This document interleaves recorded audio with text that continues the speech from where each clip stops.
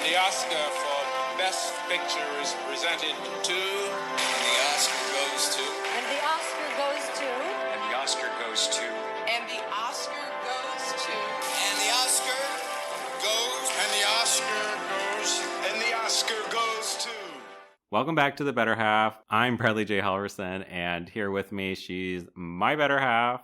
It's Carly Corio. Hi, Carly. Hi, Brad. Carly, Merry Christmas. Happy holidays. Happy holidays, Brad. Yes, I am loving this time of year. You all can't see, but I have my Christmas mug. Yeah. I was thinking today, because we had prepped this episode as our Christmas episode, because it's going to be our last episode of 2025. It is. And I was thinking today, this must be what TV stars feel like, you know, when they're about to record their Christmas episode, and it's summer. So I don't know. I've just felt like a Hollywood star today. Yeah. Please sign me up for 2 stars on the Hollywood Walk of Fame. I hear you can get multiples. So. Yeah. Evidently. Carly, I'm curious, maybe the listeners are too, but what do you think of this sort of like November, December holiday time frame? Like, do you love it? Do you hate it? You know, some people get sad. It's too dark. What does this stretch of time like mean for you? I love it. Same. I think there's, okay, good. I mean, yeah, it's dark, it's colder. I don't love the cold, but there is just something about a good snow, you know, and we live in Northeast Ohio where we get some snow. Yeah. So I just love that. I love the holidays, and I feel like my family's at a time where we just kind of like hang out with each other for the holidays, and that's just kind of like all that I want to do ever. Yeah. So it is. It's just, I love the cozy culture of this time of year. I love the bundle up and hang out in your house time of year. Yeah, I just love it. What about you? Same. Yeah. Like I used to be one of these people like who was super judgmental of anyone that like, you know, started celebrating Christmas November 1st or whatever. And I've like completely done a 180 on that and like don't care anymore. Like if it like brings you joy to start celebrating the holidays on November 1st, like do it. And I've decided like I just like decorating my home already and like putting the tree up. Yeah. Well, and we used to be in a line of work where we weren't really in our apartments a lot over the holidays, you know, or we would just not be home in our personal home a lot. So I used to be that person, and I still am, even living in a home. My situation's a little different this year, but I usually am like a first week in November, I'll put my tree up, you know? And like you said, because it brings me joy and I can get another month out of it, okay. Right. And I don't really associate like having to work a whole lot during these months. Like I just... Which is very different from the other 10 months of the year where I love to work and I work every day. Well, Carly, we do have a fan-submitted question for the two of us from our friend of the pod, Eddie Gonzalez. Love him. Hi, Eddie. Hi, Eddie. He wanted us to answer what is our favorite Christmas movie. And I'm wondering if you know that definitively, or would you have to do a bracket? Yeah, I mean, I don't know. It's hard. And you had posed this question to me and I've really thought about it. It's kind of like my favorite movie in general. Like, do I want something funny? Do I want something sad? You know? Yeah. Do you have a short list? Yeah, I was going to say there's a few that really stand out. One, The Grinch. Jim Carrey's The Grinch. The Jim Carrey. Yeah. Betty. Betty, hi. Hi.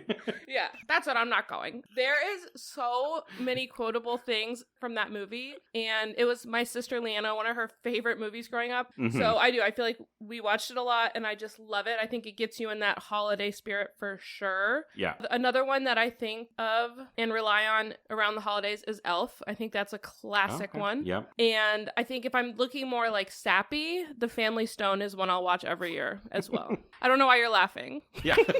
Pretty emotional, especially with having just lost Diane Keaton IRL. It's going to hit extra hard this year. Yeah. I have a short list too. Yeah, the Grinch is on it. I will say the first Home Alone is on my short list. I just watched that. Yeah. As a kid growing up, I just loved seeing all the antics at the end, like all the little traps he sets up, the really sadistic way he gets at these 2 burglars. Yeah. So growing up, you watched Chicago and Home Alone. But yeah, so Home Alone's on the short list. I would also say I've really grown to like A Christmas Story more and more. I think I enjoy watching the 24-hour marathon. Because you're a Clevelander now? And I'm a Clevelander now, so obviously. And I'd say lastly on my short list is National Lampoon's Christmas Vacation. Oh my God, I can't believe I didn't mention that. So good. So good. So if I had to pick one, it might be National Lampoon's, but yeah, I'll check back in a year from now when we're still at next year's holiday episode episode of The Better Half. Yeah. No, I think that's a good way to start. I also wanted to start this podcast reflecting on our last podcast, and I think it was so fun having your sister on, and I assume you've talked with her, debriefed with her. What did she think of being a friend of the pod? Yes, when I called her, she was in the midst of being a mom of 3 children, so she did not have classic mom stuff. She didn't have a lot of time to speak, but she really enjoyed it. Good. Had a lot of fun, and so yeah, I hope that we do have her back sometime. So good. So appreciative of anyone giving us their time to talk about any of these movies. So the fact that we've already had 2 guests. Right, we've had 2 guests, and in our last week, we've had our first YouTube comment. Can you give a little brief rundown of our friend Noelle, which is such an appropriate name for our Christmas episode? Shout out to you, Noelle. Thank you so much.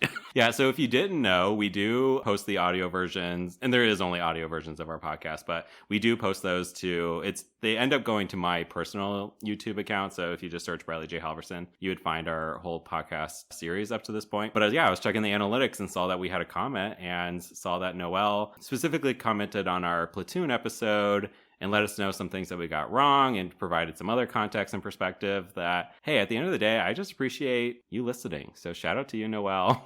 Happy holidays to you. It's exciting. Like, a stranger listens to this podcast. And wanted to give feedback. And yes, Brad had texted me about it. We both were like, oh my gosh, cool. And Brad was like, yeah, just go and read it. And then we talked later, and it's a very long comment with a lot of, I'm sure, really deep thoughts. Me and Brad both were like, yeah, we didn't read the whole thing, but it was so cool that she commented. Wow.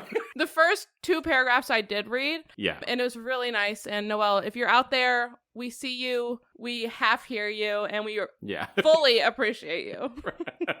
Yes. All right. Well, so the movie we have today is not a Christmas movie, but I would say I feel like it evokes the jolly spirit out of all of us. Super Christmassy vibes. Yes. So we're here to talk about You Can't Take It With You, released in 1938, directed by Frank Capra. It won Outstanding Production at the 11th Academy Awards, which took place on February 23rd, 1939. This is like our second oldest film that we have done since Wings, so. It was black and white. It was black and white. This is a romantic comedy, which I would say at the start here is unusual for a Best Picture winner. So I'm always like curious when this genre pops up, because at this point we've had experience with The Apartment, and we loved The Apartment. So I think it's really cool that this film genre, even if it's not one that I gravitate to naturally, I still love that it made it to this list. Yeah, I know. And we did not watch this movie together, and we really haven't talked much about it at all. I'm unsure of Brad's thoughts overall. So you're going to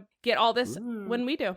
I know you think, I was going to give Chicago a 5, and then I gave it a 4. So you never know what's going on in my head. Which for the listeners, Brad has since admitted a slight amount of regret for the 4, but it's okay. No take backsies on the ratings. Yeah, we recorded Chicago pretty late. I was pretty loopy for that reason solely. So, but you know what? I'm going to stand by it. That's my rating. Yep. So let's get into it. This film does have a pretty large ensemble cast, so we'll do our best to make sure you are familiar enough with these characters. Yeah, we get started. This is going to be a New York City setting. We don't really get told what the time period is, but I assume it's present day for them. So, late 1930s. But we immediately start with Wall Street, baby. And we're going to meet the wolf of Wall Street here in 1938. So we get introduced to a very fancy, snooty businessman named Anthony, which I don't think I've met anyone named Anthony in my entire life. What about you, Carly?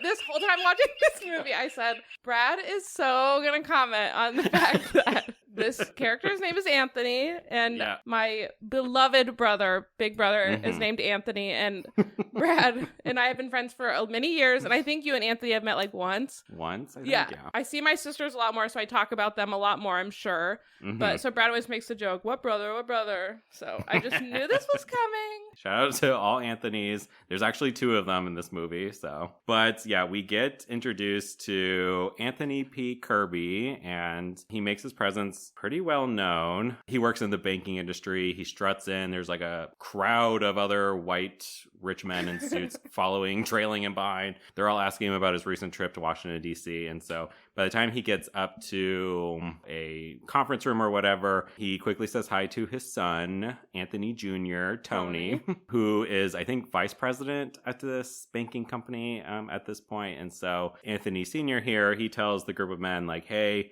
Carly has an MBA, I don't. Some of this went over my head, but he was like, I'm going to have a monopoly on munitions.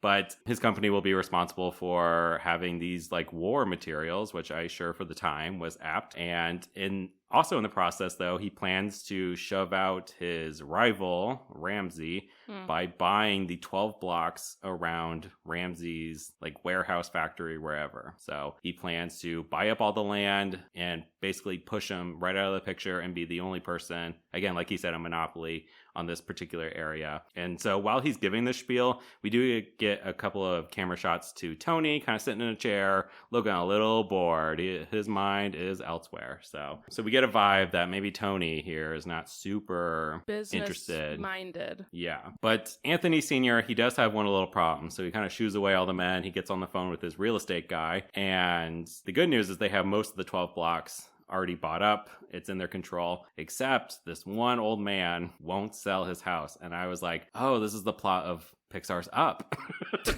Like, thing. Now I know this movie. Like, where's the Boy Scout, But yeah, the real estate guy is explaining, like, they have already made this old man and his family, like, a $50,000 offer, which for, 1938, I would say, like, cha-ching, awooga, 50,000, yeah. Yeah, I was going to say that. I was thinking not that I would sell my house for $50,000 right now, but, right. Like, I would do a lot for $50,000, so I'm sure back then it was a lot. Yeah. The real estate guy says, like, they, said no to the offer, and then they all started, like, playing musical instruments and dancing around. So we're starting to get, like, a hint that, like, there's something maybe a little weird about this house. And Anthony Sr. there, he's, like, a man who's never been told no a day in his life. So he's like, do what you have to do. If you can't buy them out, you got to find some other way, wink, wink, to get them out. So all the onus and responsibility is on him to get this old man to sell. So we move away from the Kirby company and we do jump over to this real estate office. And the old man, we come to learn, is Grandpa Martin, played by Lionel Barrymore, which I will be interested to hear his connection to another Barrymore. Mm-hmm. And so the real estate guy, though, he knows that Grandpa Martin is out there waiting for him. And he's like, oh, let him wait. Let him sweat a little bit. So then we get properly introduced to Grandpa Martin on crutches. And if we're going to use like a Christmas movie analogy here, I would say Grandpa can be best characterized by being like the anti-Scrooge. Like, this is somebody who is like about spreading happiness and joy to the people around him, right? Like he's someone who just seems unburdened by life, seems very carefree, happy to be wherever he is, present in the moment. And this gets reinforced as he approaches this sweaty little man who works at the company, who we will know as Mr. Poppins. Mr. Poppins. And again, yeah, sweaty little guy. He's like very busy working. He's like transcribing something from a book onto like a typewriter. I don't know. I think he's like an accountant. Very boring. And Grandpa comes up to him and he's like, hey, stranger. He was like, do you like what you're doing? Yeah, how did he clock this guy so well, First of all, he explains that he has crutches because he said that his grandchildren like dared him to slide down the banister of his home. So again, we're getting a little bit of a picture of like, what the hell is up with this guy? But yeah, he approaches Mr. Poppins asking these like probing questions. He's like skipping over all the small talk just to be like, do you like what you're doing? Like, is this bringing you joy? Why do you do this work? What would you rather be doing than this? Imagine someone coming up to you at your job. Right. And asking all this. I've been waiting for Grandpa to show up to ask me these questions. I've been waiting. And this Mr. Poppins, he's like, he's like, I have worked here for, 20 years or whatever it was. But Grandpa's like, yeah, but what do you want to be doing? And Mr. Poppins is like, well, I like to make things. Has an example ready with him?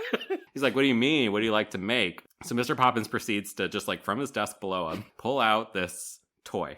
Mechanical creepy ass toy hat with a mechanical rabbit in it. Yeah, it's like a music box almost, but you only see the rabbit's head and it's spinning in a circle and there's like a little jingle, a little musical tone to it. Mr. Poppins is very proud he made this by hand. Also, you would have thought in 1930s he brought out an iPhone because everyone was like, the whole office was like, whoa, this is so cool. Yeah, like literally every employee who I don't think have ever spoken to Mr. Poppins, it was like all his coworkers come over and they're like, what is that? Explain that to us. Whoa. And they're not even like bullying him. They're genuinely excited to see this like little toy. And Grandpa here is like, you could come with me if you want. You could come back to my house and you could make these toys forever if you wanted to. You could always be making these things. And Mr. Poppins like, come to your house. I don't know. And this is the moment where the real estate guy comes out, finally ready to meet with Grandpa. And he's like, all right, Grandpa, you ready? You ready to talk some numbers? You ready to talk some deals? And Grandpa's like, actually, I'm good. I'm heading home. Which made me really confused. Like, why did you come all the way down there? And wait so long. Right, yeah. Just to turn around and leave. And Mr. Poppins, in a bit of inspiration here, is like, I'm leaving too. I'm going with Grandpa here. Grabs his little toy. And the real estate guy is like, if you leave here, just know you're never coming back. And Mr. Poppins comes over and goes... and walks away. And like, I was like, wow, okay, Mr. Poppins, cut him at the knees now. All right. And so this is how Grandpa effectively kidnaps Mr. Poppins to his home. Mr. Poppins. It's finally time that we see Grandpa's home. And again, for the rest of the movie, we just see Poppins, I think, basically living there. In the basement. Right, yeah. We never see him leave that house ever again once he enters it. And that is how he successfully kidnapped Mr. Poppins. It seems very culty. Yes. Oh, you can come to my house and we can do this, Yeah, and I would say like the movie does not treat this sinister at all. I think like I'm just trying to think about this from like Mr. Poppins' perspective, like some strange man approaching me, coaxing me to his home and to quit my job. Yeah. But all this is treated very like normal. And so we see Grandpa's home, and this is a very crowded home. So there are like 3 generations of a family. And so I'm going to try to quickly run through these family members and what their quirks are. Grandpa, of course, he's the patriarch. He's at the top of this family tree, if you will. Living there as well as his daughter, Penny. And what we know about Penny is that she is a writer. So when we first see her, she is fiercely typing at a typewriter, asking people if they've ever been to a monastery. Been to a monastery? What do you know about monasteries? And she's using a small kitten as a paperweight. So every time she types up a new paper. I literally wrote that same thing. I said using kitten as paperweight ? Wild. And we learn later too that the only reason why she took up writing is because a typewriter was accidentally delivered to their home. So like had it been anything else, that would have been her hobby. So she is a playwright. She likes to write plays. And she's married to a guy named Paul, who we hear before we see, but he emerges from the basement. And his big thing is like fireworks, firecrackers. He is constantly in the basement just like testing and experimenting different sort of firecrackers. And with him is like this other random guy who's not related. I don't even know his name, but this other random guy was like, yeah, I used to deliver ice here and now I just make firecrackers. And it kind of reminded me, Carly, of when we lived in Kansas, and I just felt like every time we met new people in Kansas, they were always like, yeah, I moved here and I thought I would only be here for a couple of years, but it's been 25 years later and I'm still here. You're so right. And I love the people here, and this is the happiest place on earth. We always feared, like, is that going to be us? Yeah. Like, which one of us will stay here? And it turns out that's Eddie. It was Eddie. So we got Penny and Paul, and they have 2 daughters who also live there as well. So the first one that we meet, who's not our leading lady, but her name is Essie. Essie is wild. And she made me crack up every time because she wouldn't just walk anywhere. She was constantly dancing. So, like, my favorite character from the first time I laid eyes on her. Yeah. At one point, she's like setting up the dinner table and she's just like pirouetting. She's like spinning as she drops each fork. And let me be clear too, she's not a good dancer. No. So bad, but comedic genius. Like, yes. So good. She's dancer / candy maker because she's running around being like, oh, try my new candy, love dream or whatever. Which honestly, I think had to be weed brownies. Like, it couldn't have been anything else. Because everyone really loved them. Like, everyone liked them a lot. And Essie, she's married to a guy who, of course, lives in the house as well, a guy named Ed. I don't feel like we know much about Ed, but I believe he's from Alabama. I feel like there were several references to him being like from the South. He's like a musician. He just kind of heads over the corner and plays like a giant xylophone, I think it was.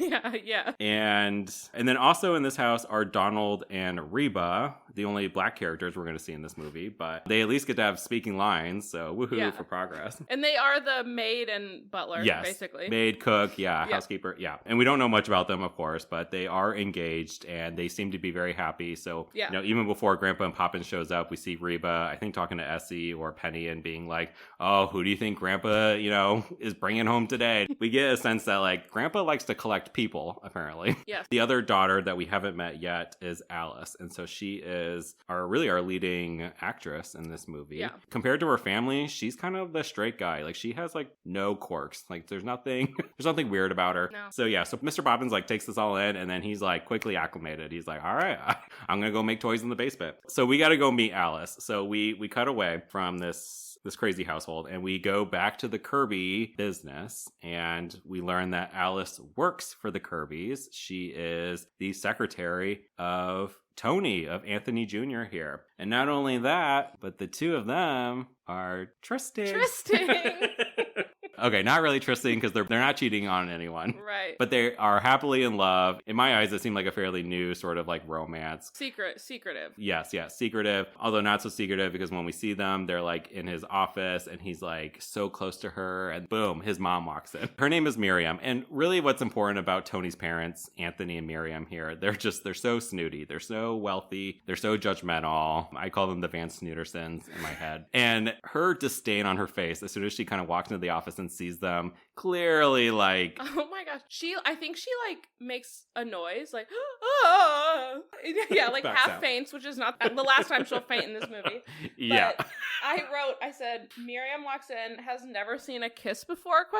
Right. Like acts like it's this new idea. Yeah, Miriam is gonna have the toughest time, I think, in this movie of any character. The smallest character arc, but the hardest time. So she kind of awkwardly like leaves the room or whatever, and this makes Alice feel a particular way because she can kind of sense that she's not being well received by his parents. And he was like, no, I was like talking to my mom all last night about you. I couldn't shut up about you. And we cut to his parents, Anthony and Miriam, talking, and she was like, oh God, he would not shut up about her. He was talking about her all night. And the dad, Anthony, like does not care at all. He's just all about the business. He's locked in, whatever. And Miriam's like, this is a serious problem. And the dad's like, Anthony's like, no, don't worry about it. He's very like, don't worry about it. He said, boys like Tony don't marry stenographers, which is, I guess, her title. Cut to the office again where like Tony's like, I want to propose to you. I want to marry you. But Alice does have some reservations here. She was like, I don't feel like your parents really like me. It would worry me to accept a proposal from you without getting the blessing, really, of your parents, like for them to like me and to like my family. And I want to make it clear for the listeners as well, but if you've been following along with the plot so far, it's like we got Anthony and the Kirbys are one party, and we got Grandpa and his family in the home, right? They don't know about each other. Like Tony, his dad Anthony, they don't realize that it's Alice's family who won't sell the home that is preventing them from having this lucrative deal. And Alice doesn't know that the Kirbys, like her father-in-law, future father-in-law, like is trying to buy her grandpa's house and kick them all out. And so they're not aware of these things, but you can see how like the plot is getting more, in my opinion, interesting, a little bit complicated. Because now there's this almost like this Romeo and Juliet romance in the middle with these families that you imagine are not going to mesh well. You got the weird quirky grandpa family, and you got the Van Snootersons over here. How is this going to work between Tony and Alice? So for me, this is when I was like, okay, this is not the plot of Up. This is something different. This is what convinced you. I'm like, okay, I'm intrigued now. I want to see where this goes. So Alice wants to begin first is at least Tony stopping by her house and like meeting her family. And before that happens, though, we do see kind of Alice get to the home first. And there is also a quick scene where we see kind of Grandpa out in the community and all of his neighbors kind of surround him. And they're like, there's all these flyers like this, somebody's coming around buying up all of our properties. And I get the sense that they're all like renters, but Grandpa actually like owns his home. And so Grandpa's like assuring the whole community that like, don't worry, like as long as I don't sell my home, they can't force any of the rest of you out. And they're all like, woohoo! Yeah. Thanks, Grandpa. They Thanks, all call Grandpa. him Grandpa. Yeah, they're like literally jumping for joy in the middle of the streets because they're like, we're saved. We're safe because Grandpa. And it's like, thanks, cult leader. Yeah, exactly. So again, reinforcing like Grandpa's like really like charitable and just like joyous like spirit here. Like he's not just looking out for his family and not selling his home just like based on, you know, ego or whatever. Like he's doing it to protect the neighborhood. And then we do get like I thought like a nice scene between Alice and Grandpa. So she comes home or whatever and they have a conversation. We don't see too much of this house. We really only see like the living room, dining room area, but we do get this one conversation upstairs in her grandpa's room. They're kind of talking about his like late wife, you know, Alice's grandma. And he's like, I feel her spirit in this room. Like these are, you know, some of her things. And this is basically him telling us, the viewers, like really the reason why he won't sell the home. It's the thing that he has to remember his late wife, who was this wonderful woman. And that's why he can't give up the home. And so tugs at the heartstrings, makes you go, aw. Tony finally does arrive, but before he does, there is a knock at the door, so Reba goes to answer it, and it's a tall, lanky man who we know is not Tony, but she kind of ushers him in because the family is anticipating Tony's arrival. And so they just see the strange man there, and they're like, and the whole family's like, they're presenting themselves like in a row in the living room, like Essie's like pulling a dancer's pose. Penny, Paul, they're all like in anticipation. Like they've been practicing, and they're like, yes. I don't know if you've ever seen Adam Sandler's Big Daddy, but when it's like, oh, we wasted the good surprise on you. That's very much what it felt like. Yeah, because this tall man is like, I'm from the IRS. Yeah. Can I speak to a grandpa, please? And so this was pretty wild. They don't take this IRS guy to a private room. They like sit him down right there. So grandpa and the IRS guy start having like a full-on conversation that I think maybe should have been private. At the same time that Tony does show up. And so Essie and the whole family line up again.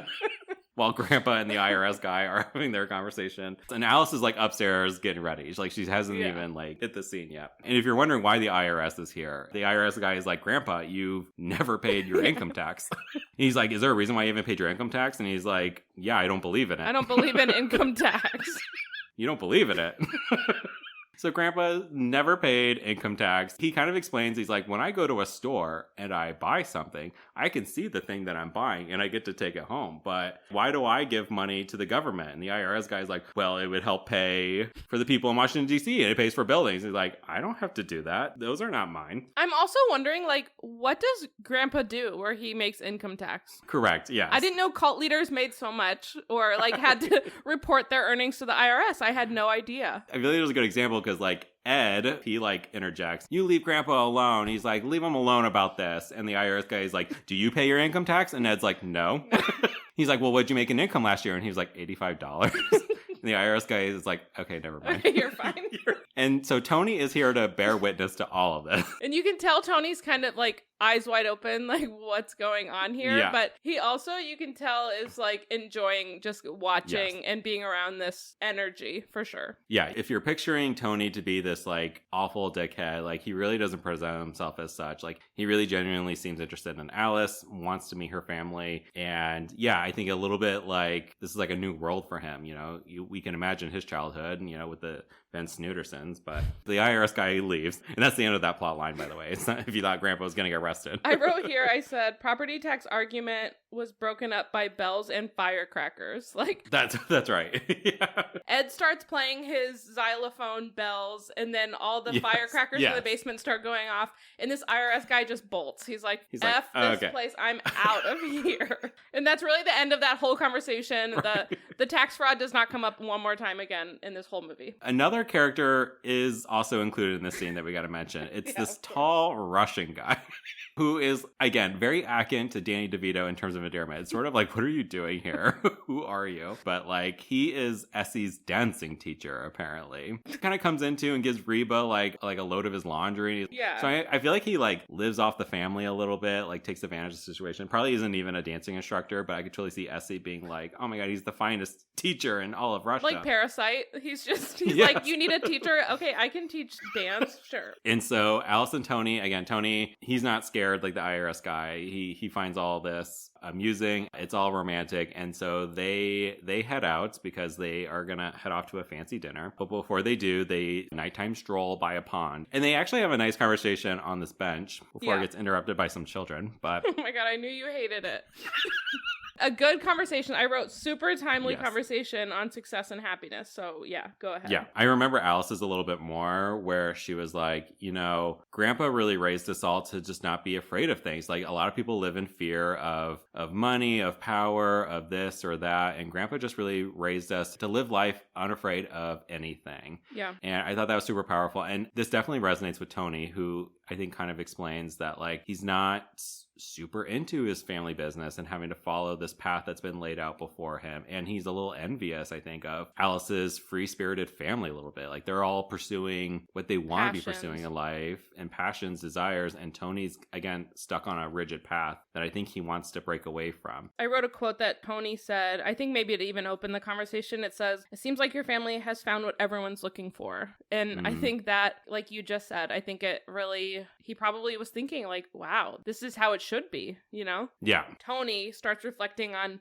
maybe the one time in his life he did have something he was passionate about, and it's grass. Yeah, it goes into a big grass monologue and how the sun feeds the I don't know enough about photosynthesis. Yeah, the grass has a bunch of engines that makes it green, and yes. If we can channel those engines into more power, then we can really power the world with grass or something like that. And it was this big project that he was working on, and he was like, me and my friend in college, we were working on this and we really loved it.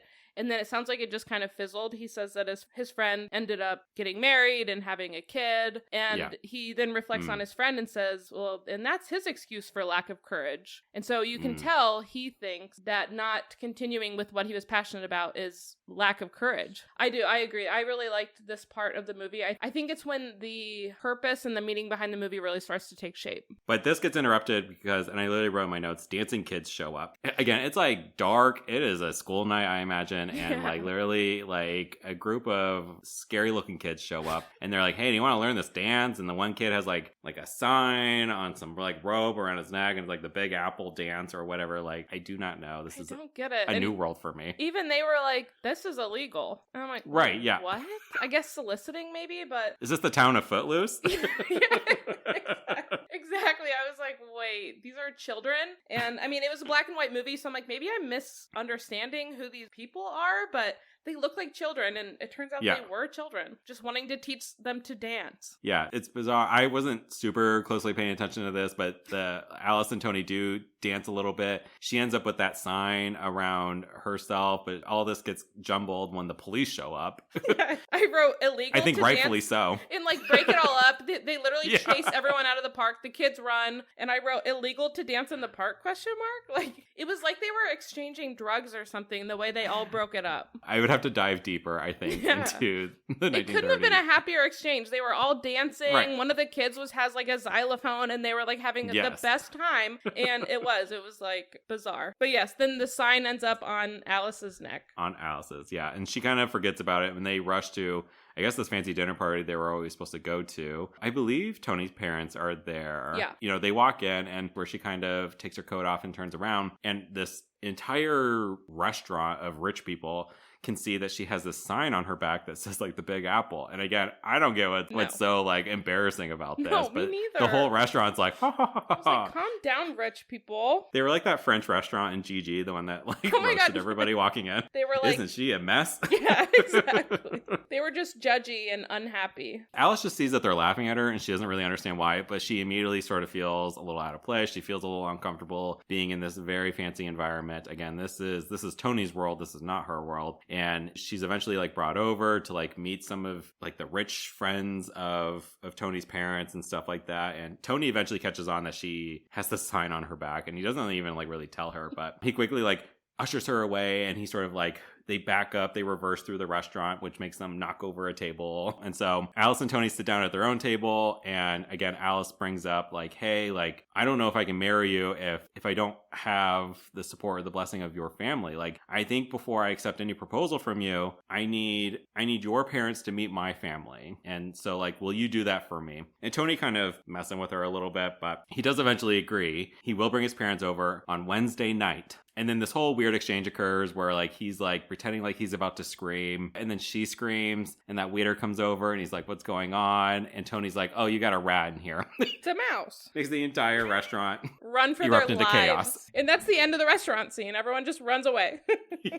So again, the important thing is these two worlds are going to collide. And we know the dramatic tension is like, you imagine, they're going to like find out about each other. Like not just their personality differences, but that it's the Kirbys trying to buy the house and it's Grandpa who won't sell them the house. And we cut to Alice. This is Tuesday night, and Alice and her family are all talking about the dinner that's going to happen tomorrow night and preparing for it. And Alice just wants everything to be perfect and everybody to be on their best behavior, and they want to make a good impression. And her family is supportive. They're like, yes, of course. Like, oh, we're so excited about this. Like, don't worry about us. Not a thing. Well, and she's like picking apart the house. It's not like, let's clean. It's like, we need to take that down. We need to get rid of that. We need to get rid of that. We need to make sure that person doesn't come up. Yeah, she's like overdoing it. And you can tell the family's kind of like, okay. But they are willing to do so for Alice. And they're like, we'll make sure all that is done tomorrow. But tonight, like, each family member has a different thing going on in this living room. Like Penny, the mom, she's painting a picture of like the Iceman guy who's doing firecrackers, and he's like in a full costume. Posing for her. Essie's rolling up the carpet because she's preparing. She's in like full ballerina attire. The Russian guy is there. And they all start doing their thing. And then we cut to Tony with his parents in the car, and they're all dressed up. And they're like, why do we have to go to this stupid dinner, Tony? Why do we got to do this? We could be doing anything else right now. And we are finding out that Tony is bringing them a day sooner than they told them. They are coming over right now. So they cut back to the house. Essie at one point, she's like practicing or whatever, and then she like walks away. And I forget who asked the Russian. They're like, be honest, like, is she good? Is she good at this dancing thing? And the Russian guy goes, confidentially, she stinks. Confidentially, I just feel like you're gonna continue to backhandedly talk to me by saying confidentially. Yeah. You're so using that moving forward. Oh yeah, future movies, yeah. Just between you and I, she stinks. Confidentially. So everything is wackadoo at this house right now. Again, firecrackers are going off in the basement. They're testing out these like huge fireworks in the basement. Again, this is probably just a normal night for them, but there is lots happening going on. And Alice is just like upstairs. And this is where Tony and his parents show up. So amidst all this chaos, Reba goes and answers the door, sees it's the Kirbys. She freaks out. And it's sort of like record scratch. Yeah. The three Kirbys all walk in. They're just standing in the entrance to the living room. Everybody like stops. And then immediately they all get into their poses. They all line up in their rehearsed way, except Penny and the guy dressed up in the costume. He knocks over the easel. Essie's in her full ballerina costume. Russian guy in the corner. It was straight comedy. I was cracking up at this. And Alice like comes down eventually. They're like, Alice, hey, come down for a surprise. And Alice cannot believe her eyes. She is mortified that they are here. She was like, oh, Mr. Kirby, take a seat. I thought it was tomorrow, she kept saying. And Alice and Tony get a moment to talk in the kitchen. And I was like, I swear we said Wednesday night. Like, I can't believe they're here. This is so bad. This is so awful. And Tony's like, yeah, I guess this wasn't such a good idea, huh? What? She's like, wait, you did this on purpose? You brought them a day early on purpose? He's like, yeah, I thought it would be good that they met at their most natural selves. Like, no, putting on airs. I wanted them to see each other as they are. And Alice is like, you idiot. How could you do this to me? Serious? Yeah, she's pissed. And I agree with her. I think this is kind of a dick move. It's very clearly an area of anxiety for Alice. And he's just going to be like, oh, I have a surprise for you. It's like, they are hosting your family, Tony. Like, whether it's like rehearsed or a little put on or whatever, a little awkward, like, let them at least prepare the dinner, prepare the table, like, prepare their house to be hosting the three of you. Yeah. It's just common courtesy. So I really do think Tony done goofed there. So, and things are really just like backsliding real quick. Like, things are just going to Turd City out in the living room. Both the Kirbys are there, and you can imagine Mrs. Snooterson, Miriam, she is so like judgy. She has the biggest stank face. Making horrible, like, privileged comments about everything. So annoying. Mr. Kirby has this grump face on, and I wrote, can't sit in a chair. Like, for some reason, this chair he's trying to sit in, he keeps, like, every time he sits down, he, like, slides a little bit, and it's like, just fucking sit down. Like, ridiculous. I don't know why that seems like it was the hardest thing for him. It was like this poor man's chair, and he's too rich to sit in it. I don't know. Well, he's gonna have some problems coming up shortly, but there was a funny moment with Miriam where Penny is like, oh, do you have any hobbies? Do you like anything? And Miriam's like, I like occultism. And they're like, what is that? They're like, oh, spirituality, you know? And Penny's like, that's stupid. And they're like, Penny, no, you have your hobbies, don't you? And she's like, yeah, not silly ones like that. So things are not going well. The Russian steps in and he was like talking to Mr. Kirby, Anthony, and he's like, you like to wrestle? Would you like to wrestle now? And he was like, no, I used to wrestle like in high school. I don't do that obviously now. And the Russian's like not hearing it. He was like, no, we'll wrestle now. And just picks up Mr. Kirby, throws him over his shoulder, slams down on the ground. Wild. Mr. Kirby's like a big dude too. Yeah, there's like a B plot line going on about his health and like it's not, Mr. Kirby's not taking care of himself very well. A little out of shape, and now he's just been thrown to the ground by this Russian. And this is when Alice and Tony come out. They see this. It's bad. Mr. Kirby's glasses get broken. And so the Kirbys are pissed. They're like, we're leaving. We're out of here. They go to turn to leave, and then the police show up. So just when you think this couldn't get more ridiculous, the police show up, and it's not about Grandpa's income tax at all. It's for an entirely different matter. And this is where Ed, who again is the husband of Essie the dancer, he had made a comment earlier being like, I feel like people have been following me around lately, yada, yada, yada. And so the police arrive and they're like, that's the one, pointing to Ed. They're like, we've noticed you've been handing out these little candy cases and you've been putting flyers in them. And we think you are a member of the Communist Party. Okay, but the flyers were kind of misleading and like in a way that I don't know where they would have been leading. It was like, yeah, red wave, basically. Like, I don't know. They all said like, rebel, fight back. Yeah, it was like, and Ed's like, oh, that's not what I was doing. And it's like, wait, what were you doing, Ed? But knowing Ed as much as we do, we know that that was not his intention. But it was when they actually read all the flyers. I was like, wait, those are kind of suspicious. Actually, Ed. Yeah, we get the sense that Ed is maybe a little naive, maybe not the smartest cookie in the bunch. So yeah. The movie plays it like it was a genuine mistake. But the police like don't care. The whole family's trying to defend him. They're like, no, like we're just passing out candies. And the Kirbys are trying to leave, but the police won't let anyone leave. Nobody's leaving. They're locking the place down. And this is when like shit really just hits the fan because suddenly the basement explodes. Wait, no, but well, before that, Poppins comes up wearing like the scariest ass mask you would ever see. You're so right. He like climbs up the steps, and one of the policemen are like, "Chief, look out!" Like it actually looks like there's a monster coming up. I wrote, Poppins, cut the shit. Like sense the tone.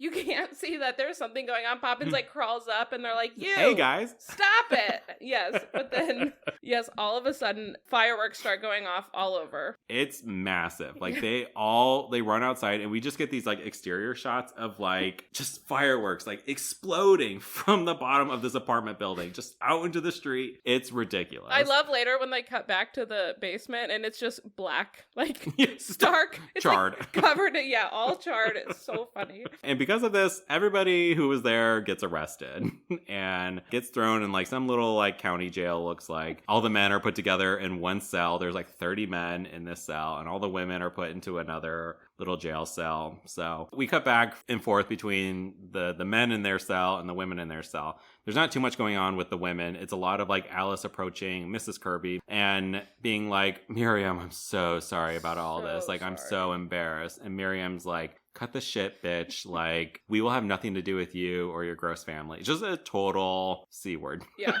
C word. And over in the men, Grandpa and Mr. Kirby, they're really starting to get into it. They're really starting to bicker and argue because, of course, Mr. Kirby, he's so pissed about the whole evening and the fact that he's in jail and he feels like he's too rich and important to be somebody lumped in with the rest of them in the jail like this, that he shouldn't have been there at all. And he just wants out of the situation as quickly as possible. And both Grandpa and Mr. Kirby realize about each other in the jail cell. They realize like, wait, you're the old man that isn't selling me the home. And Grandpa's like, you're the one trying to force me out of my house. And this leads to, I thought, like a pretty like powerful monologue from Grandpa. Yeah. Who explains a little bit more about his like backstory, where in his words, he was very much like Mr. Kirby, just somebody who was very much in the kind of corporate machine, always working, wealthy, loving money, yada, yada, yada. He said that one day he got into an elevator and when the doors opened, he was like, I'm taking this elevator back down and I'm getting off. And he was like, all this wealth, all this success, you can't take it with you. Yeah. These are not the things that stay with you.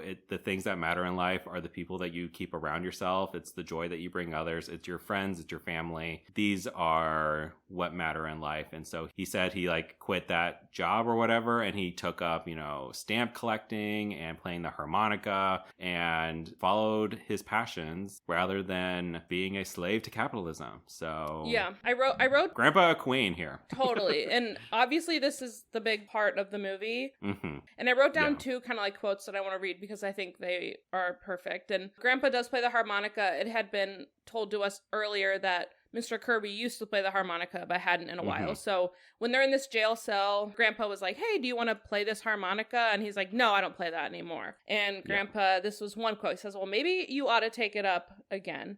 Maybe it would stop you trying to be so desperate about making more money than you can ever use. You can't take it with you, Mr. Kirby. So what good is it? The only thing you can take with you is the love of your friends. And then, they continue talking, and Mr. Kirby says something to the whole group of men in the room because they kind of start to get heated. Yeah. Everyone kind of starts listening to them because they're starting to get heated. And Mr. Kirby looks at everyone and says, like, scum like this is still in the gutter, and points to everyone. And you can tell everyone's like, excuse me? And the Grandpa says, and again, it starts to get very loud, says, you're an idiot, Mr. Kirby. Scum, are we? What makes you such a superior human being? And then he says, you're poorer than any of these people you call scum, because I'll guarantee at least they've got some friends. But you'll wind up your miserable existence without anything you can call a friend. You're a failure. When your time comes, I doubt a single tear will be shed over you.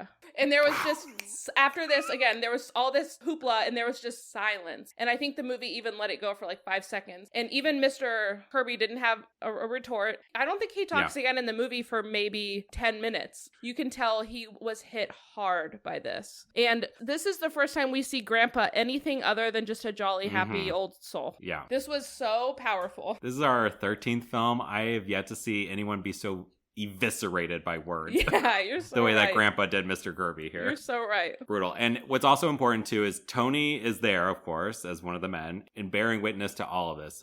What his father's doing, what Grandpa's words are, his monologue. So it's important for Tony's sort of arc that he's there witnessing all this. He's not a participant either. He's not standing up for his dad. He's not piping in here, but he is absorbing all of this as it's happening. So then we do get basically a whole night trial happens, and they're waiting for a night judge, different from day trials and day judges. I don't know why it had to be in the middle of the night, but they're like waiting. Yeah, they're waiting for night court. Mr. Kirby has 4 attorneys that arrive, and the whole courthouse is like, why do you have 4 lawyers here? That's crazy. And so we do get this a little bit of a trial scene. It's a packed room, and we learn that these are not Kirby's people. These are all Grandpa's people. These are all Grandpa's friends. These are everyone that he has ever positively impacted. They are all there to support Grandpa, and again reinforces what he was telling Mr. Kirby, that like it's the friends that you have, it's the people that you surround yourself with, and it's being like visualized here in this scene. And a lot of what happened with the fireworks and all that gets explained away. The judge is like, hey Grandpa, it's all good, I know you.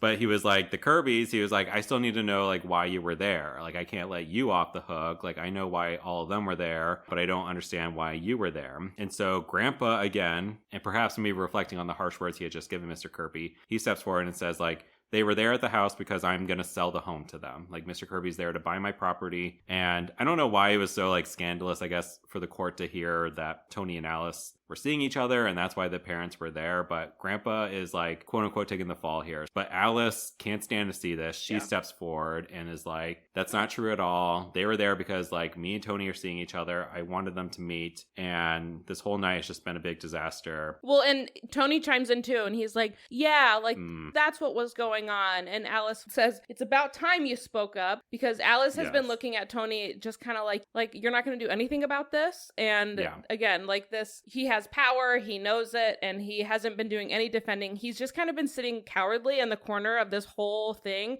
even in the jail cell. Like he just didn't really do much, and he just was kind of like, oh, this privileged little kid. And so so Alice says that, and then Alice tells all of them that they're basically trash. Mrs. Kirby legitimately passes out. Alice storms out, and then everyone leaves, and then we get newspapers. I was just about to say, for like the 4th movie in a row, it's like Cinderella leaves Prince Charming. I'm like, this is the headline news. You got this powerful banker guy who got arrested, but the headline front page news is about get a load of this. She stood up for herself. Like, woman speaks out. So Alice basically flees town. I think she thinks it's better for her and her family, for everything, to just remove herself from the situation. It's caused a little bit of a scandal. And because of this, Grandpa has decided to sell the house. Well, Alice sends a letter, and Grandpa gets the letter, outside, and you can tell he's read it, and he walks in, and the whole family's sitting around just kind of sad, and Grandpa says, hey, Alice sent this letter, so then they read it out loud. Basically, Alice is like, I'm here living with my cousin. I made things so bad for you guys. You stay there and be happy. I'll stay here so that you guys can be happy. And then you can tell Grandpa has thought about this already because he's already read it, and he does. He's like, I'm gonna sell the house. No, Grandpa, no. I think he had already like made the call, and he was like, yeah, they're only gonna give me $25,000 now, but I'm still gonna do it. And then cut to the whole block getting notified. So with him selling his house, now the whole neighborhood, again, all part of Kirby's business plan here to buy up the 12 blocks to force out his competitor. He got what he wanted, right? So we do cut to Kirby, and it seems to be a bit jubilant. You know, Tony, of course, is very sad about the whole situation. He really misses Alice. But for Mr. Kirby, the deal has gone through. They have the 12 blocks now, and he has edged out his competitor, Ramsey, who storms in, very similar to Grandpa, gives Mr. Kirby a big old monologue and speech about, like, how could you do this? You didn't need to do this, and you're a terrible human being, and you're going to die alone, and you have no friends, and you suck. Yeah. Confidentially, you stink. Confidentially. First time we're seeing the character. The next scene, we find out via a phone call, he died. Yeah, Ramsey died. He does kind of start like coughing when he's leaving, but you don't expect this. He died via cough. No, he had like a heart attack or something. But this really rattles Mr. Kirby. And both with this news, and then his son, Tony, comes in, and Tony says, because Anthony's plan is to make Tony the president. But Tony walks in and he's like, hey, I quit, Dad. I'm going back to my grass project. You know, Tony finally has the courage to stand up to his dad. He's quitting his job and he's going to go pursue something he's passionate about. He finally finds the courage. And so both with Tony quitting and then hearing that Ramsey died, it sparks in Anthony's mind here, like, he's not in the best of health either. There's a reality here where he is Ramsey. Like, this is like the end he's hurtling towards, that one day a rug will get pulled out from underneath him and he will just have a massive stroke and die from it. And when he does die, he will be alone. No one will shed a tear. And what I really liked that the movie did is you see Anthony go into an elevator, heads up the elevator, the doors open, and there's a barrage of white men in this conference room applauding up out of their seats. Woo! And Anthony stays in the elevator, and then he hits the down button. He said, take me down. Take me down. In a mirror image of what Grandpa was describing, he took the elevator up, decided he's going to take it back down, and he's going to get off the elevator. And we cut to Grandpa's house. They've packed up most of the things. We didn't mention this, but there was kind of like a running gag throughout this whole movie. They had like this home sweet home sign up in their living room that constantly kept falling down at these like opportune comedic moments. It's like the house is empty and like that's the last remaining thing, this like home sweet home sign, and everybody's kind of sad. Alice is there. And did you write down when they said it's certainly going to be gay around here when you leave, Grandpa? I was like, wait, that actually, like, we've talked about the use of the word gay as happy on this pod before, but what do you mean? It's going to be gay around here? He's leaving? Like, to me, that's the opposite of what we've been thinking about. I don't know. Maybe in the 30s, they were still figuring out the definition of gay. Yeah, they haven't really honed it down yet. Okay, thanks for the explanation. That makes sense. The important scene here is Anthony shows up and Grandpa is there. And basically, and again, another sort of Christmas metaphor here, but basically Anthony's heart grew 2 sizes too big and it broke the little scale thingy. And says like, hey, I'm not going to buy your place. I'm not going to buy your place. And everybody can keep their houses. And Tony and Alice reunite and reconcile. And Grandpa forces them to play some sort of 1930s little tune. Yeah, they start playing harmonicas together, Grandpa and Mr. Kirby. Yes. Ed gets on his bells. Essie starts dancing. It's all happy. It's all happy again. I wish you guys could see Brad dancing on the screen right now. But Tony and Alice are both there and they're kind of talking. They look at Anthony and Anthony like gives this like nod. And then they're like, woohoo! And they kiss. And so you could tell Mr. Kirby is happy. And then Mrs. Kirby is there, shows up. Is she? Yeah, I wrote Mrs. Kirby faints again. In a fitting little final image, again, that home sweet home sign had fallen again. And so I forget who does it, but somebody puts it right back up in its proper spot because they're not going anywhere. And it ends. Happy ending. And it ended. And that was the movie. It's over. You can't take it with you. You can't take it with you.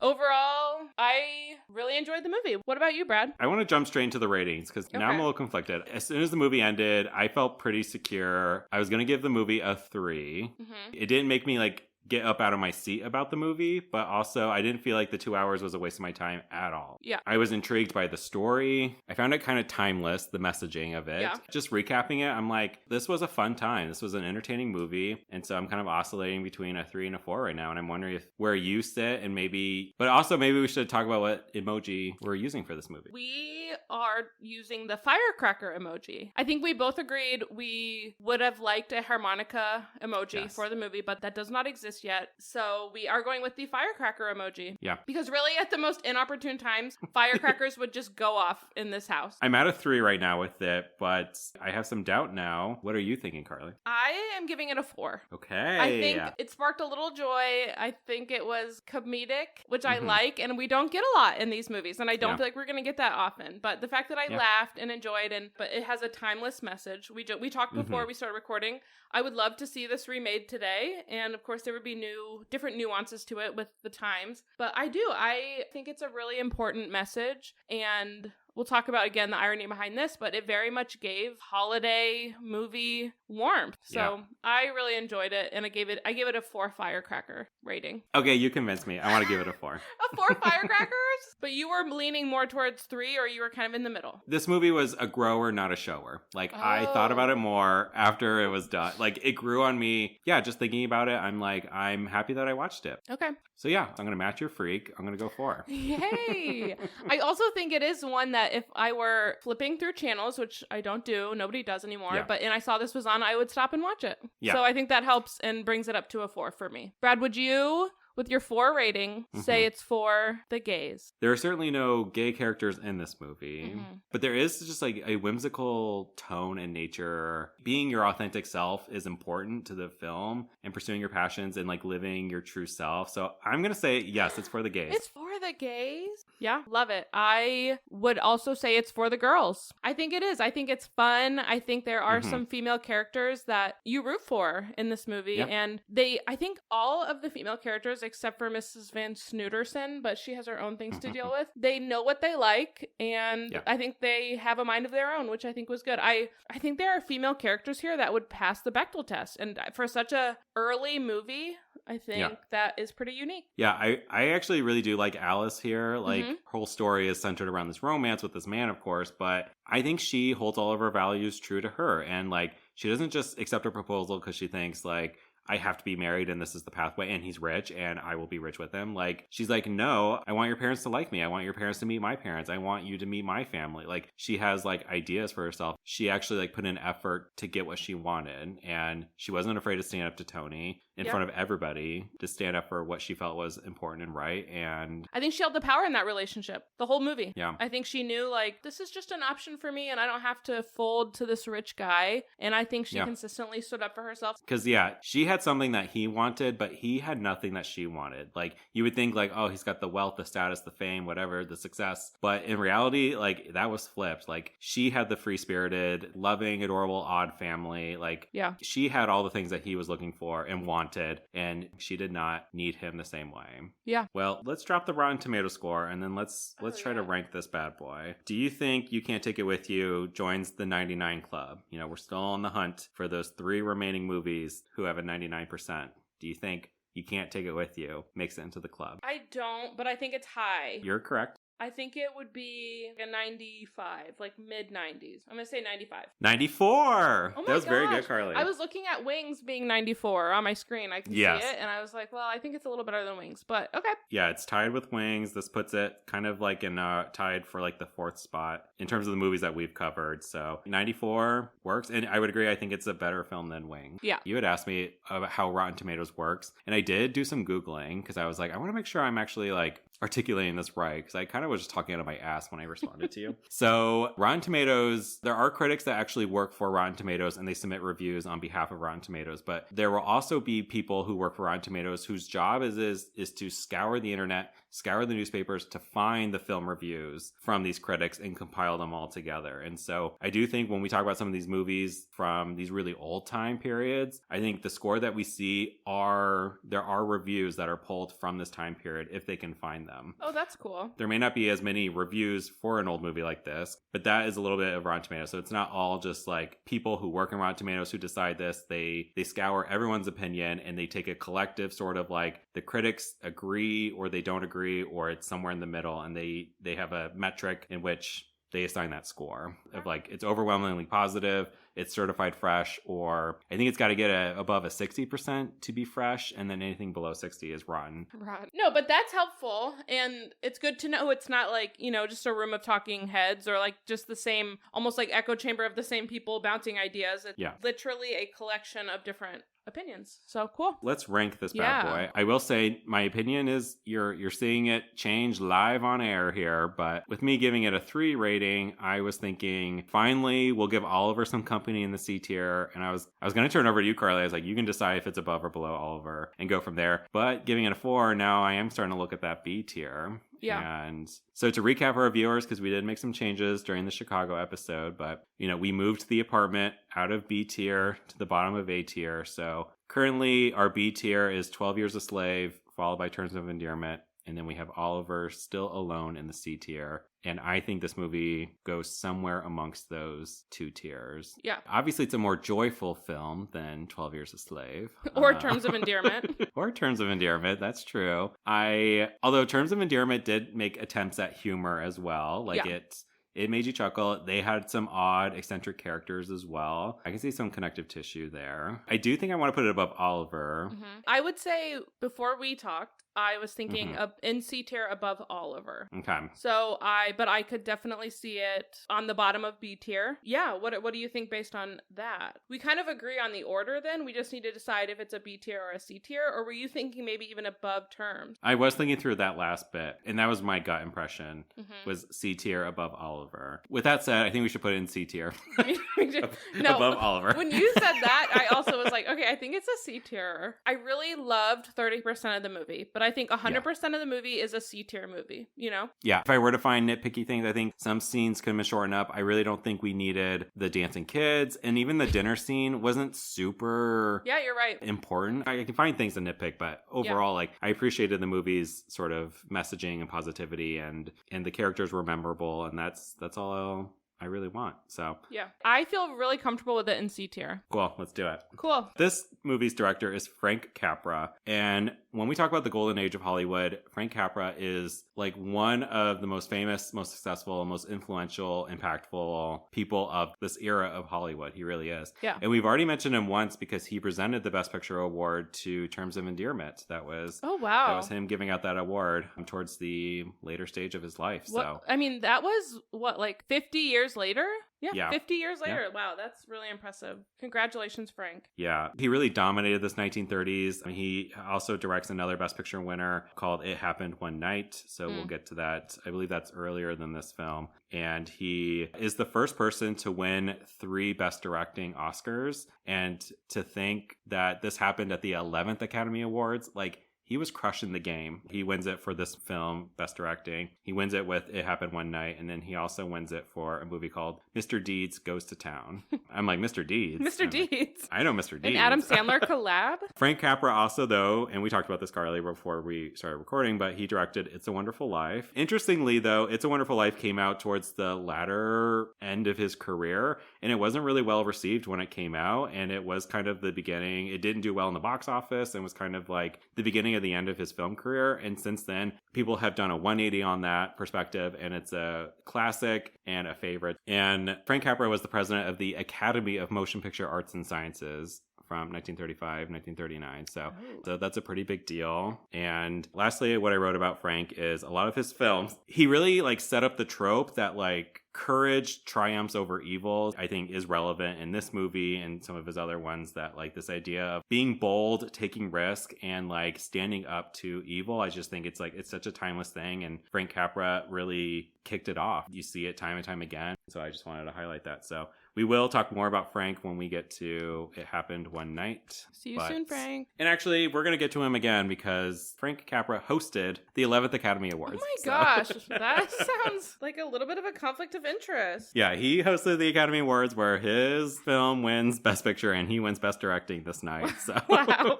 Congratulations to me. Interestingly, Wikipedia did not tell me who presented Best Picture this award. I had to go digging for it. Wow. But it's kind of random, but James Roosevelt is who presented the Best Picture award. He is the eldest son of FDR. Okay, I didn't know if this was stupid for me to say, but I was going to be like, who is that?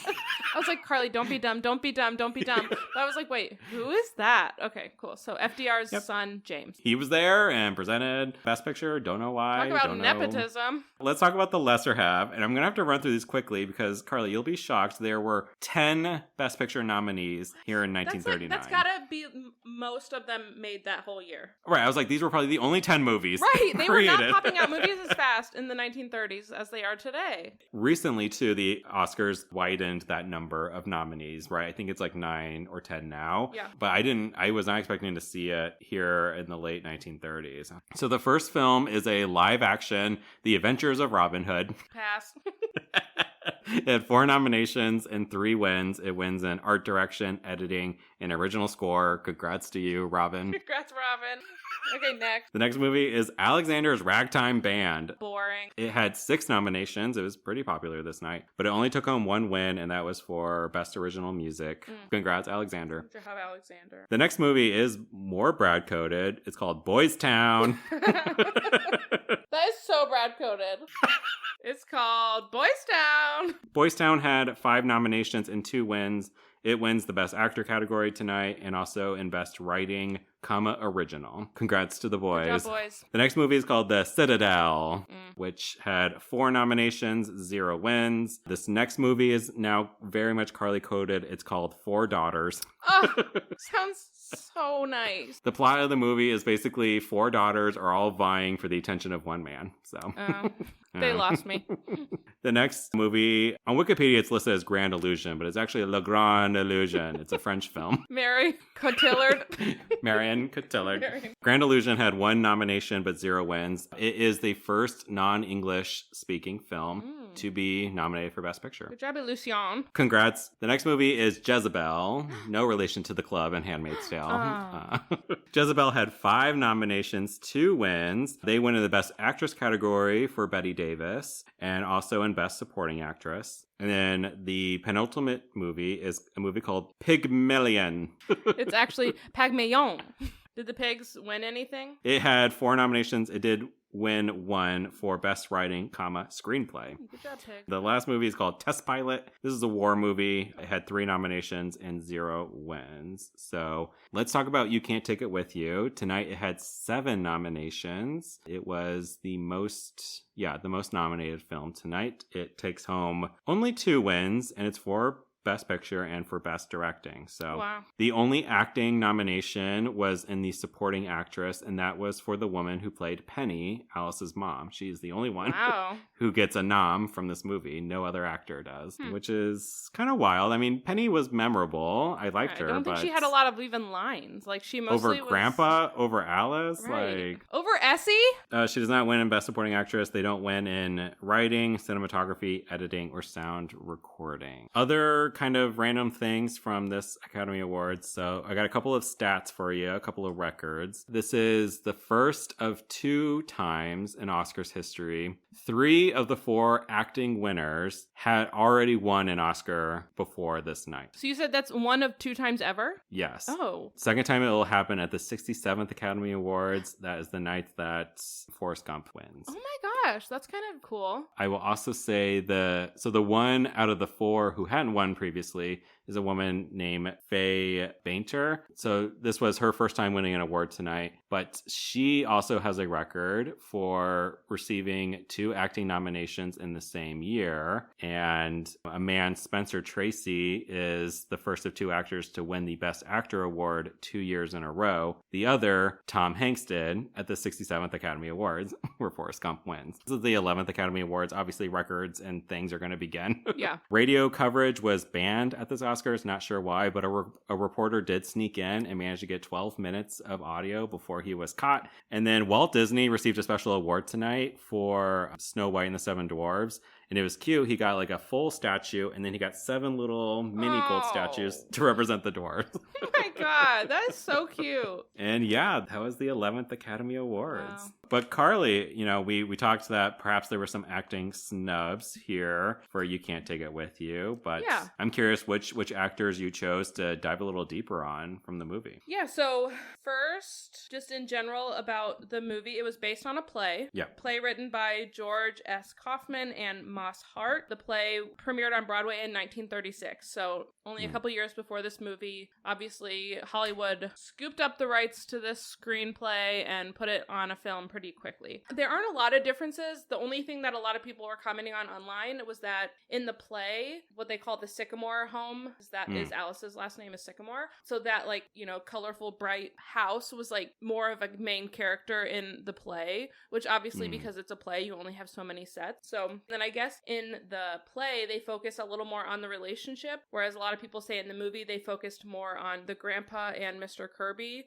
than they do in the play. Okay. Not a lot of big differences. So this movie also is one of only 2 films ever to have won both the Pulitzer Prize for Drama for a play, as well as Best Picture Oscar. And I was gonna quiz you, but I don't think you'll know because I had no idea. But Driving Miss Daisy is the only other film that has done that. Oh. Yeah, and then I looked up who played these people on Broadway. And so there was a 2014 rendition of it on Broadway. And some of the actors that were in this performance we are familiar with. So I thought I would bring those up because it's kind of cool. Okay. So the first person that I actually saw when I was Googling the movie, so Annaleigh Ashford, I don't know if you are familiar with her. Yeah, I feel like the name's familiar. Yeah, but... you would probably know her if you saw her. I can't think of what I would know you've seen her in, but I've definitely seen her. I actually love her. She's been in a few different shows that I've watched. She was Essie in the Broadway rendition, and she won a Tony for that role. Isn't that cool? I could totally... For her dancing? For her dancing.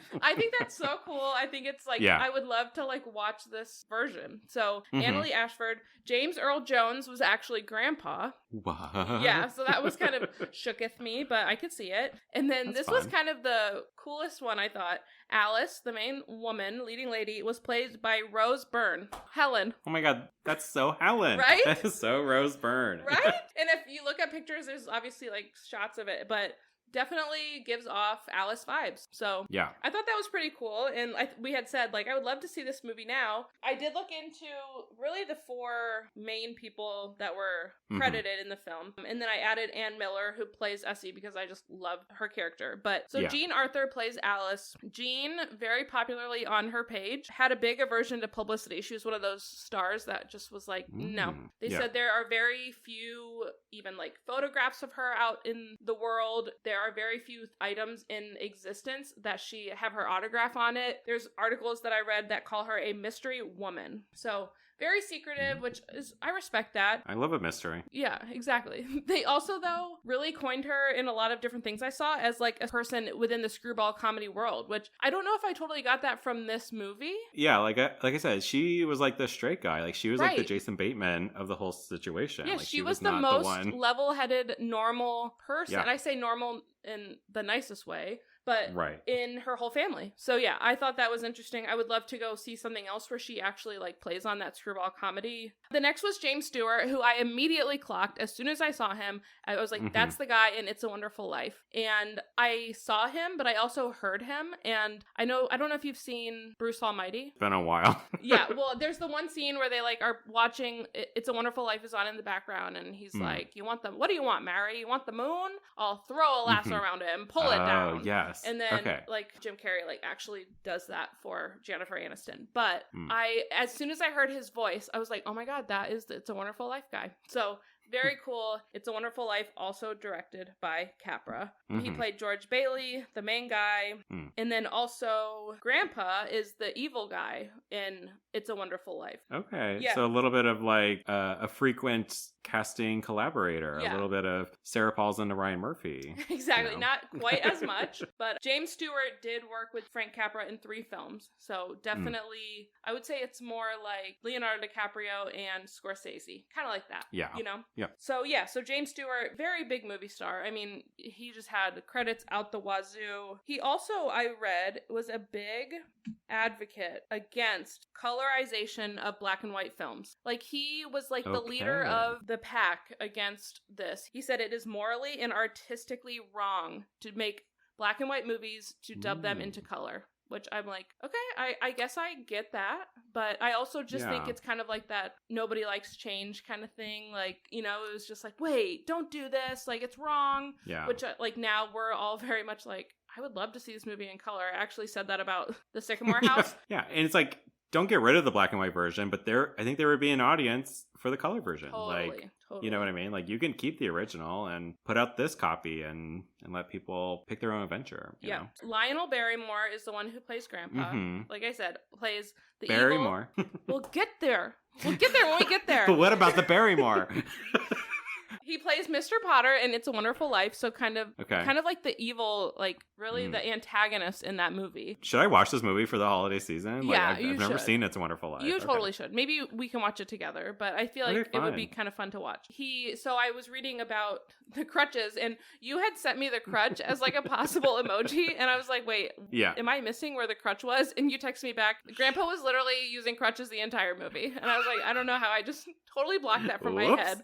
I was like, the idea of me not actually watching these movies continues in Brad's mind, because I'm like, the evidence is stacking up. I know. Hopefully I've convinced you otherwise. But I guess he started to get really bad arthritis when he was doing this film. So he had to use crutches. They made that part of his character because of that. And It's a Wonderful Life, made after this movie, he is sitting down the whole film. He's never standing up because he was in a wheelchair by that point. When he was making this movie, it got so bad he had to take hourly shots of painkillers. Wow. So yeah, his name's Lionel Barrymore. Yeah, what's that about? And you know, Barrymore is like a huge Hollywood dynasty family, you know? Yeah. And so he is, in fact, related to the Drew Barrymore. Yay! What are the odds? One of Brad's Mount Rushmore women in Hollywood, I would say. Okay, whoa. I will say, you know, she has one of the most iconic film intros ever with the Scream 1 opening. Okay. Oh, I didn't even know. Oh, okay, yeah, I do know. You watched Scary Movie 1. I thought you were talking about Charlie's Angels. No, but that's also an iconic opening. Yeah. But Drew Barrymore is wearing like a mask of LL Cool J and she rips it off. So I don't know if that holds up well, but...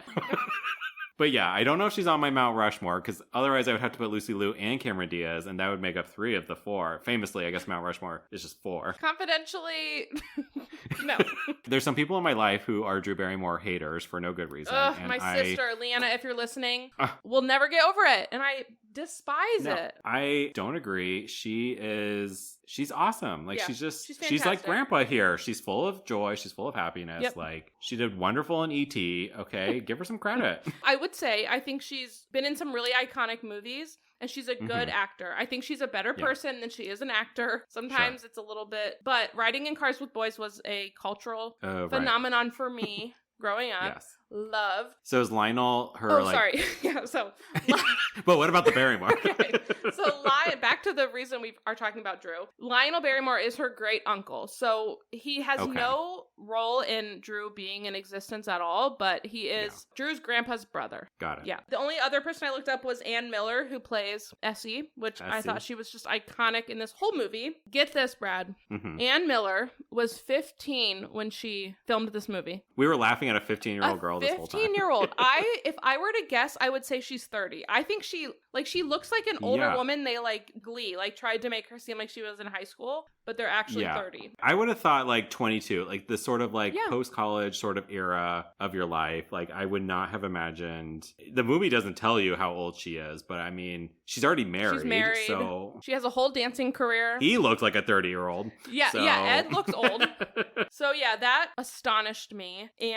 But I guess in order to be in the film, her dad did forge a birth certificate. So they believed she was 18 when she did it, but it later came out she was 15. It continued to be a mystery because there were articles everywhere about her death, and they all had different ages on it. There were articles that said she was 80 when she died. Some said she was 81. Some said she was 82. So people really can't get a good hang on what her actual birthday is, but confirmed she was 15. A woman of mystery. Yes, she confirmed she was 15 when she filmed the movie. And she was actually discovered by Lucille Ball, like mentored her and brought her onto the stage at the young age of 15. So thanks, Lucy. Okay. Yeah, that was it. Thanks for asking. Yeah. I'm glad you did your homework. Yeah. I'm glad you did your portion of the podcast. Yeah. I got to make sure I get some like good dancing Essie shots for the socials. Like I want every other photo to be of her. Yeah. Comedic movement. It was so funny. Yes. All right. Well, yeah, this was a fun one. I enjoyed it. And I think it was a great movie to sort of cap off a year of 2025. Yeah. Our first year, not quite a full year of podcasting, but I think we picked a perfect one for this time of the year. Yeah. And I'm feeling excited for next year and what movies we're gonna cross off the list. Right? I know a year from now we'll be so far along in this project. Yeah. We'll just have so much more to be thankful for. Another 24 movies will be done. Yeah. By the time we get back together. So with that said, let's reveal what that first movie you're gonna hear in we're gonna kick the year off, of our Lord, kick off 2026. We're gonna kick off 2026 with Nomadland. Nomadland. a newbie. We're going very old to very new. Yes, this was released in 2020, starring Frances McDormand and directed by a woman. The first movie we are covering, directed by a woman. I'm excited. And so, with all that said and done, Carly, I hope you have a wonderful Christmas with your family. Merry Christmas to you. Merry Christmas to all. Thank you. And Brad, I love you. Love you. See you next year. Bye.